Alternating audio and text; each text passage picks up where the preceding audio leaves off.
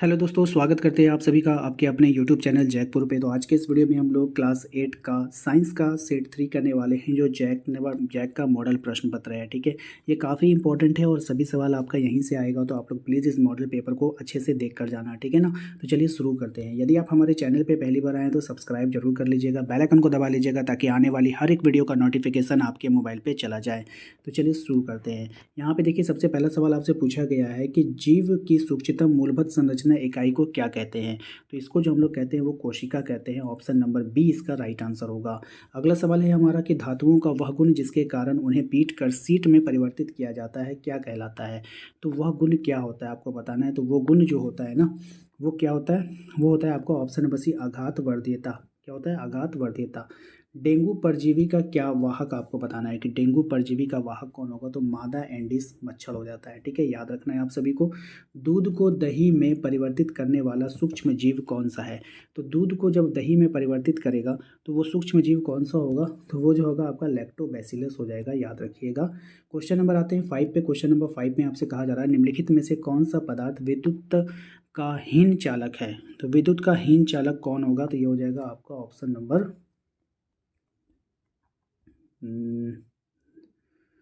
ये हो जाएगा आपका ऑप्शन नंबर ए हो जाएगा, ए ही होगा। ठीक है, ए में क्या था ऑप्शन, ये देख लेते हैं।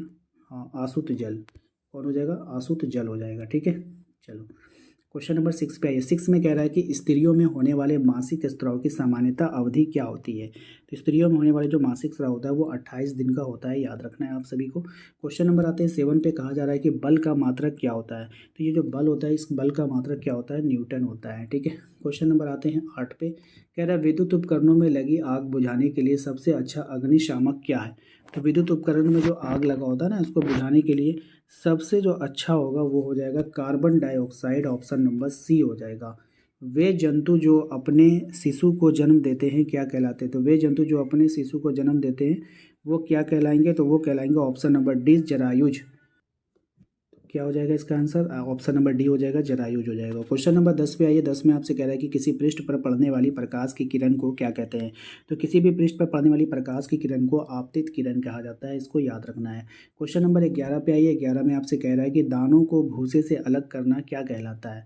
तो कोई भी दाना होता है ना, उसके जब हम लोग भूसों से उसको अलग करेंगे तो वो कहलाएगा आपका थ्रेशिंग कहलाएगा। क्या कहलाएगा? थ्रेशिंग कहलाएगा, याद रखिएगा। सौर परिवार का सबसे बड़ा ग्रह कौन सा है। तो सौर परिवार का जो सबसे बड़ा ग्रह है वो हो जाएगा बृहस्पति, यानी कि जुपिटर। क्वेश्चन नंबर आते हैं 13 पे। कहा जा रहा है निम्नलिखित में से कौन सौर परिवार का सदस्य नहीं है। तो कौन नहीं है आपको बताना है। तो राइट आंसर हो जाएगा तारामंडल। ठीक है, इसको आप लोगों को याद रखना है।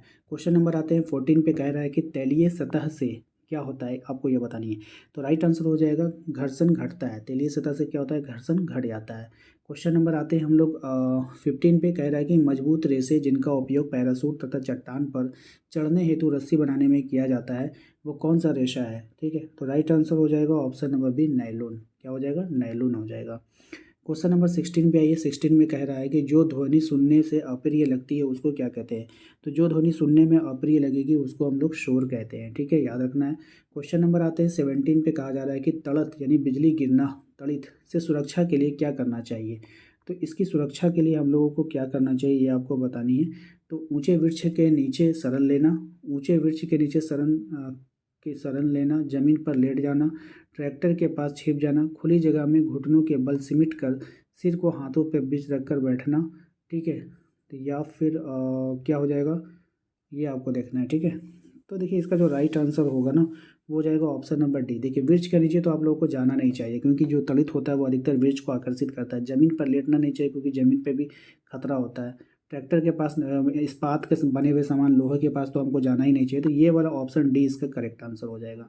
ठीक है, क्वेश्चन नंबर 18 पे आओ। 18 में कह रहा है कि वायुमंडल में सबसे अधिक मात्रा में पाई जाने वाली गैस कौन सा है। तो वायुमंडल में सबसे अधिक मात्रा में पाई जाने वाली गैस नाइट्रोजन गैस है। ऑप्शन नंबर सी हो जाएगा। क्वेश्चन नंबर आता है 19 पे। क्वेश्चन नंबर 19 में कह रहा है कि वनों को समाप्त करने को क्या कहते हैं। तो वनों को समाप्त करने को जो कहा जाता है वो वनोन्मूलन कहा जाता है। ऑप्शन नंबर बी हो जाएगा।